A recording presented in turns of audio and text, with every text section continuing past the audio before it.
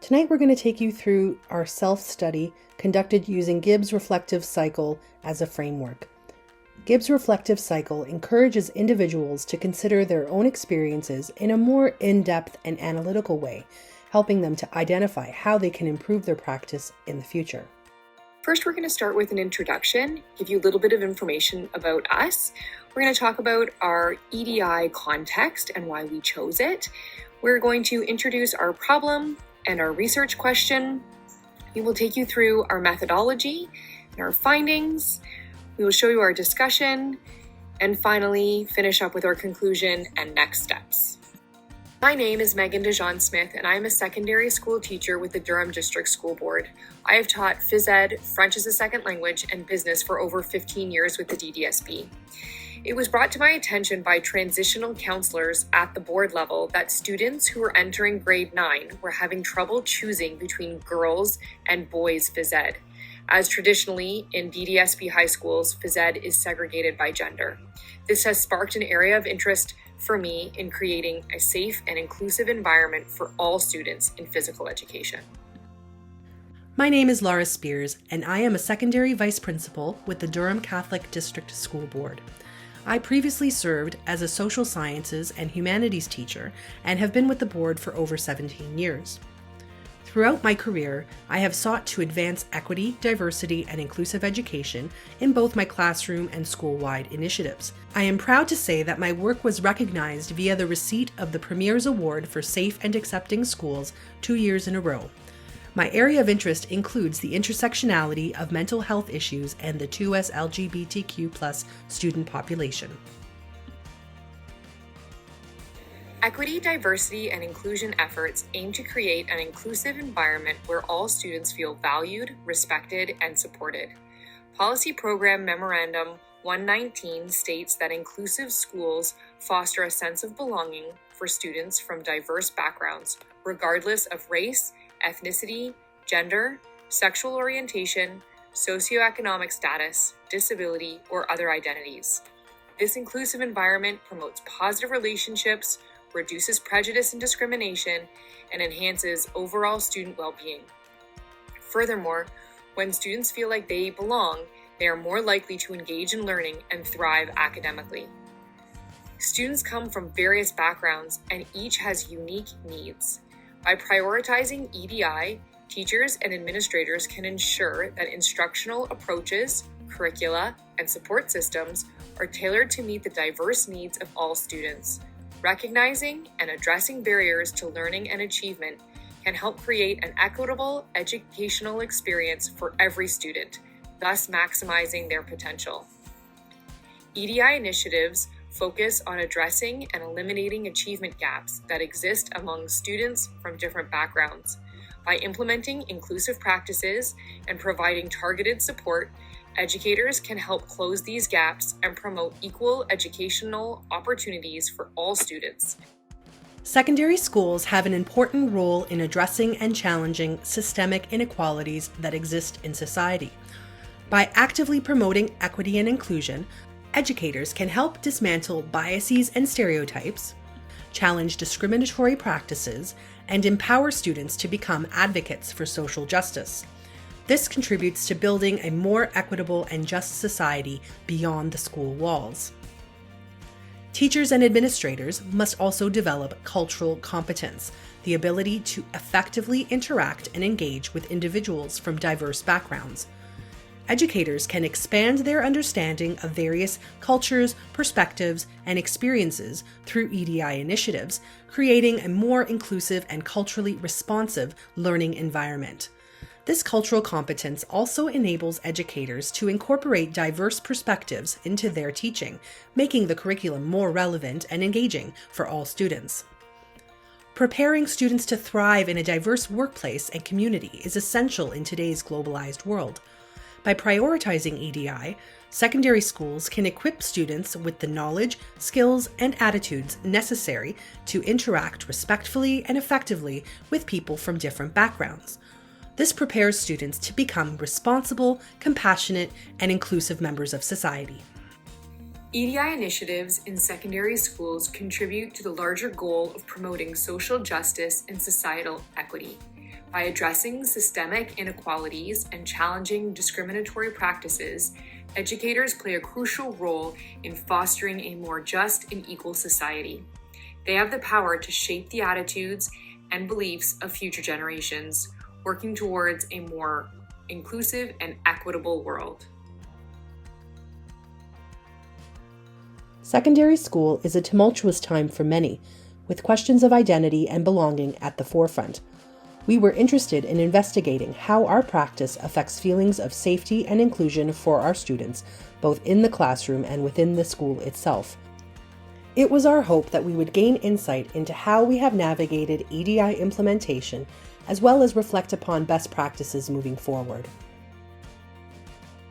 Our research question is, how did self-study using Gibb's reflective inquiry model help us to reflect upon our beliefs, attitudes, and perceptions, and help us develop next steps for future EDI implementations?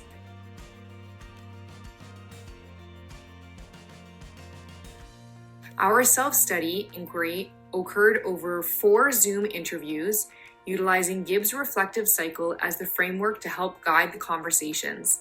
The inquiry reflected on the 2022-2023 school year, citing critical incidences in our respective EDI educational implementation journey. Each Zoom interview was recorded and transcribed. The transcriptions were then coded for similar themes. Individually and as a pair, we investigated the personal and professional outcomes of initiatives undertaken in the field of equity, diversity, and inclusion. This included reflection on specific classroom practices, student feedback, school-wide policy changes, and critical conversations with colleagues. The results of our thematic analysis uncovered 4 major themes: our initial perceptions, our feelings, running the gamut from very positive to very negative, evidence of new learning or change or growth, and considerations for equity work in general. Through examining our critical incidents, we realized that a lot of our previously held beliefs were called into question. There was a fair amount of cognitive dissonance that occurred in these various situations. As well, we encountered, either within ourselves or with others, a great deal of resistance to change. Feelings of validation, empathy, and general feelings of success ranked high on our positive emotions expressed. There was quite a variety of negative emotions that were experienced. Interestingly, pride, which also ranked as a positive, appeared quite often as a negative in the sense of wounded or injured pride. Failure and fear were left as separate categories. For instance, fear of failure at 15%, fear of the unknown at 5%, and feeling of general failure at 5%. However, one could argue that those 3 could be condensed into one category. Similarly, issues of rationalization and pride, one could argue that rationalization is a manifestation of wounded pride, but for our purposes, we left them separate. Conducting the self-study allowed us to identify various learning identifiers. Significantly, there was a very high incidence of growth expressed, as well as general new awareness and change. This was construed in the positive sense. As we look to the future and identify our next steps for the 2003-2004 school year, it became very apparent that student voice, as well as general research and an increased emphasis on communication, ranked very highly in our self-study. You will see there are quite a few considerations in this category, more so than in any other theme. Our reflections using self-study with Gibb's reflective inquiry model have been grouped into 4 main themes: anxiety, vulnerability, self-concept, and personal and professional growth. Anxiety stemming by a fear of failure was present for both of us during our reflections. EDI work is inherently emotional, as evidenced by our research findings, and those involved in inclusion initiatives are often emotionally invested in the cause. As a result, the fear of failure can be amplified by the emotional attachment to the work. Often the stakes feel higher due to the significance of promoting diversity, equity, and inclusion, and the desire to create a positive impact and make a difference can lead to added pressure. People working on inclusion projects often worry about being judged or criticized if their efforts don't yield the desired results. There may be concerns about being perceived as insincere or ineffective. Moreover, inclusion work can be complex, requiring an understanding of diverse perspectives and navigating sensitive issues. Fear of unintentionally causing harm or making mistakes in this context can contribute to anxiety. The fear of failure can also arise from concerns about potential consequences of the failure. These consequences may involve setbacks in overall progress of inclusion efforts, damaging relationships, or negative impacts on one's career. In the realm of equity and inclusion work, educators commonly encounter intense emotional experiences as they empathize with the lived realities of marginalized students. Observing disparities and injustices within educational settings may foster feelings of vulnerability. In the process of reflection, we have come to realize the inherent emotional weight of this work, which at times proves to be draining, demanding considerable fortitude. Chen and Gorski aptly describe this phenomenon as activist burnout, an encompassing term denoting the emotional, physical, and psychological exhaustion experienced by impassioned individuals dedicated to advancing social justice and equity causes. Educators engaged in inclusion initiatives exemplify such individuals, immersing themselves in unyielding efforts to challenge systemic inequalities and grapple with multifaceted and delicate issues associated with diversity, equity, and inclusion. The personal investment that teachers devote to advocating for equity and inclusivity exposes them to a host of formidable challenges. These challenges encompass confronting their own biases, navigating resistance from various stakeholders, and wrestling with the emotional impact of bearing witness to the disparities and injustices endured by marginalized students. The commitment to being the best version of oneself, continually striving to meet the diverse needs of students, serves as a driving force for educators engaged in this work. However, this unwavering dedication can be met with disheartening realizations about perceived inadequacies in the eyes of others, prompting a confrontation with personal limitations. A pivotal aspect of EDI work involves transcending personal ego and self-perception, thus enabling a focus on a collective well-being and the broader societal goals. Emphasizing present and engaged participation during EDI work proves indispensable for establishing genuine relationships, comprehending diverse perspectives, challenging biases, and maximizing the efficacy of efforts. Such active involvement fosters empathy, it cultivates inclusivity, and sustains the unwavering commitment necessary to effect substantive and enduring change. Maintaining a clear delineation between personal self-concept and the pursuit of EDI objectives is imperative. Engaging in EDI work necessitates shedding self-perceptions, such as considering oneself a good person or a good worker, to prevent the encumbrance of personal biases or limitations. We have found, for educators dedicating themselves to EDI work, it becomes paramount to avoid the encroachment of personal self-concept. Upholding objectivity, inclusivity, and perpetual self-reflection is instrumental in establishing an educational environment that celebrates diversity and nurtures the academic, socioeconomic growth of all students. As we undertook reflections on our EDI work, we recognize the interweaving of our own self-concept and self-worth with our perceptions. And during moments of disappointment and failure, we observed amplified sense of vulnerability, and that led to hurt feelings and a bruised ego. Through self-reflection, our exploration of EDI work has revealed that it demands leadership due to its challenging nature in disrupting established norms and systems. Such efforts are often met with resistance or opposition, as individuals vary in their readiness to embark on their respective learning journeys, and some may be averse to external guidance.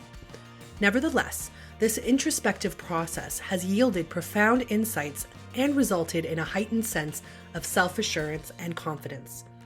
This transformative experience has sparked both personal and professional growth, which could be an aspect frequently overlooked amidst the prevailing emphasis on the broader impact of EDI programs within the external system.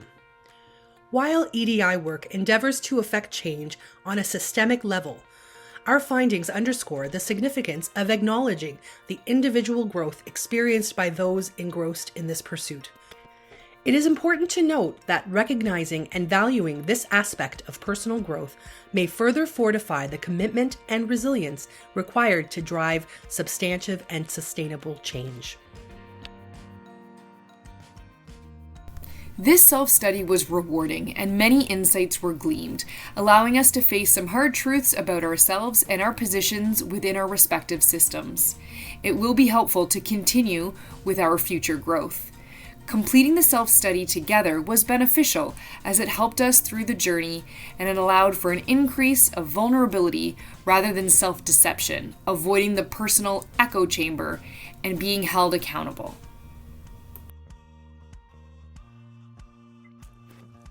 Equity work is not easy.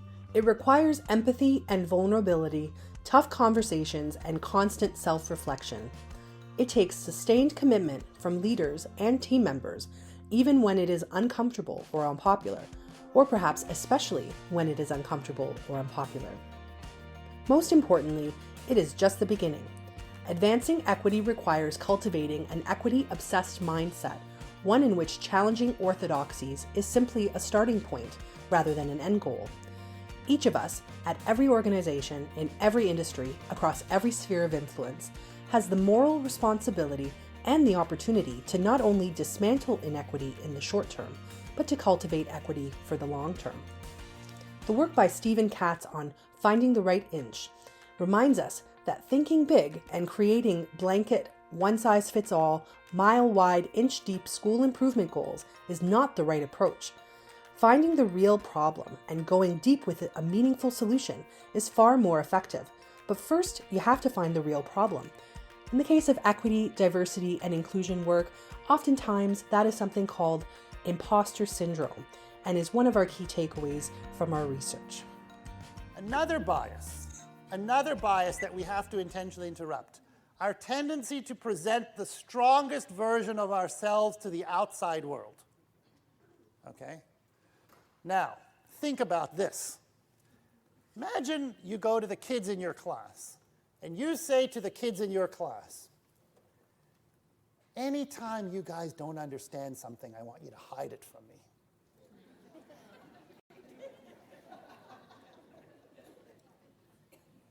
I don't want you to not understand, Don't ever tell me.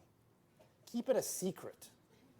I want you to pretend to understand so that I don't know what you don't understand. That would make for a pretty challenging classroom environment to teach in. But that is exactly what we do in the context of professional learning. There is a bias that forces and encourages us to hide our vulnerability, to present only the strongest version of ourselves to the outside world, and to hide the weaknesses. Now, this cognitive bias comes with an evil twin. And the evil twin is called the imposter syndrome. Now, the imposter syndrome that I rewrite about is this little voice we all have inside of us that tells us, I don't know how I got to be where I am, but I hope no one finds me out. Because I'm just figuring out as I go.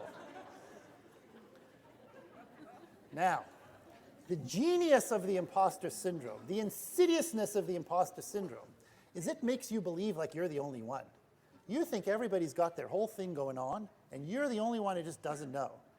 Now, let's think about this. What does that make you do? In the context of a professional learning community encounter, are you the one putting up your hand and saying, help me understand, I don't know? Not a chance, right? So the implications of this is it leads us to privatize our practice and to become defensive when we're challenged, both of which get in the way of the kind of collaborative inquiry that challenges thinking in practice.